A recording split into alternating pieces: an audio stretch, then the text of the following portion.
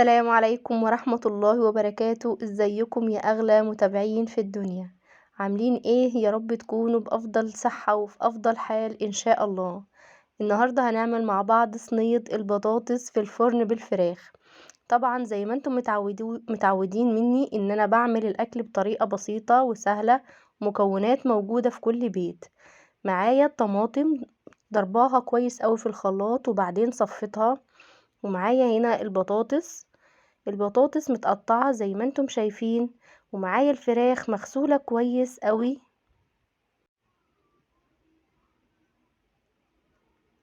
وهنا بقى البصل متقطع طرنشات، بصلاية كبيرة. ومعايا هنا قرنين فلفل متقطعين. ومعايا 6 فصوص من الثوم مهروسين، انا ههرسهم دلوقتي. ومعايا البهارات عبارة عن ملح وفلفل وكمون وبهارات فراخ ومكعب ورق لورا، حبهان قرفة. تعالوا بقى نجيب الصينية بتاعتنا. اللي ما اشتركش في القناة يشترك يا جماعة، ومفعل زر الجرس عشان يوصلكوا كل جديد، وتحطوا لايكات كتير. انا عايزة الفيديو ده يوصل لاكبر عدد من اللايكات عشان يوصل لكل المتابعين والقناة تكبر بيكم ان شاء الله. هنا حطيت البطاطس وبعدين نزلت عليها بالطماطم زي ما انتم شايفين.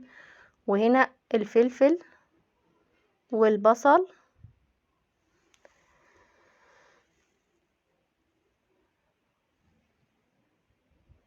هنا الملح والبهارات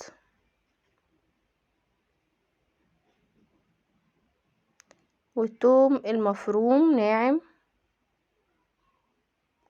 هقلب بس تقليبة بسيطة على بال ما احط الفراخ. انا قطعت الوراك زي ما انتم شايفين عشان تشرب من التتبيلة كويس وتستوي كويس. وسبتها بحالها، اللي عايز يقطعها قطع صغيرة يقطعها، بس انا فضلت ان انا اسيبها بحالها كده واشقها زي ما انتم شايفين عشان تشرب من التتبيلة كويس. معايا كوباية مية سخنة مغلية حطيتها. هنا بقى هنزل بالزيت وبعدين اغطس الوراك دي كويس قوي واقلب الصينيه دي في بعضها كويس قوي عشان تبقى كل المقادير شاربه من بعضها وتاخد من بعضها كده وتبقى ايه زي ما انتم شايفين. هنا بقى خلاص الصينيه جهزت، هنيجي على الفرن.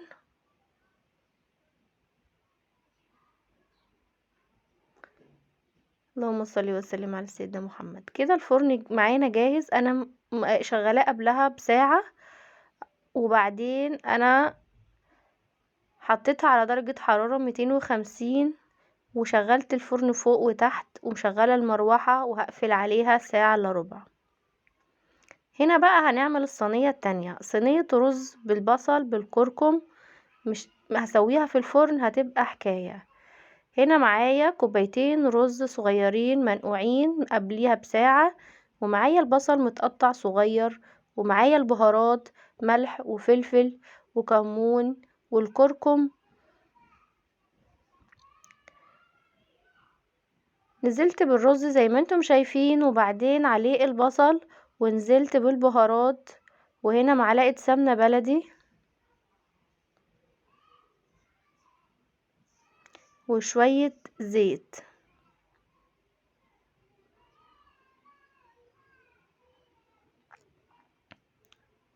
وبعدين بقى هحط عليها المية